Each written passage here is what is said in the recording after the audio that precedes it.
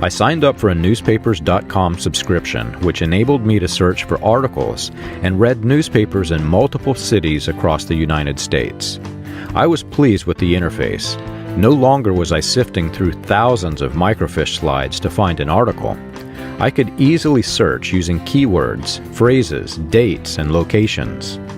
At the same time, Jeffersonville, Indiana had not yet been indexed by the archives, or I would have been curious to re-examine the first 18 years of the prophet's life through a more and full complete set of research data. I pulled up the historical archives of the newspapers in Phoenix, Arizona to see what I could find. I found an article in the Arizona Republican from 1928 that raised my interest. It described the school systems in Phoenix and Tempe. The phrase 16th and Henshaw was found in an article about the Wilson School District. It described the schedule of classes and activities for the school district. The schedule for 16th and Henshaw was 7:50 a.m. Henshaw Road was part of a civil works project in 1933, which meant that the photographs from the early 1930s were available. Looking towards the east, it would have seemed much like I imagined the prophet's lifestyle, barren. Looking away from the city towards the undeveloped land, it would have looked much like a barren wilderness.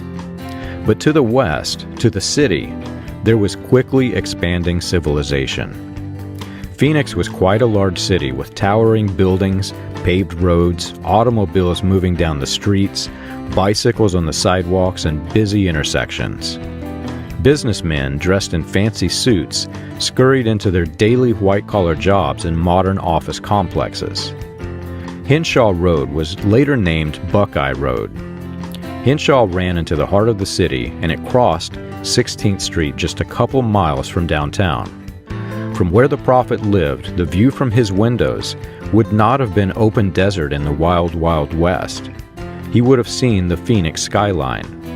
He would have seen the large 8-story Hotel San Carlos being erected and watched it open in 1928. He would have seen the massive Westward Ho Hotel, a 16-story 320-room hotel that towered over the city. It also opened in 1928. When I listened to the prophet's stories about his time out west, living on the corner of 16th and Henshaw, I never pictured a concrete jungle filled with skyscrapers. Phoenix of the 1920s was a busy city. A busy city that was just within walking distance for the prophet. As I looked over the historic photos of Phoenix from the archives online, I started thinking about the early photos of the prophet from a much different point of view. Instead of picturing him rustling cattle on a dude ranch or working as a cowhand on a ranch, I looked at them from the perspective of a city slicker going in and out of the local businesses and restaurants near his house. When I did, the old photographs of the prophet seemed to come alive. In the photos we have from that era, he was well dressed, as though he were wearing a college uniform. The pictures seemed to be in a school setting.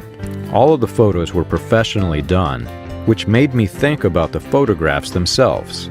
Even the camera that took them seemed out of place in the stories of the time out west.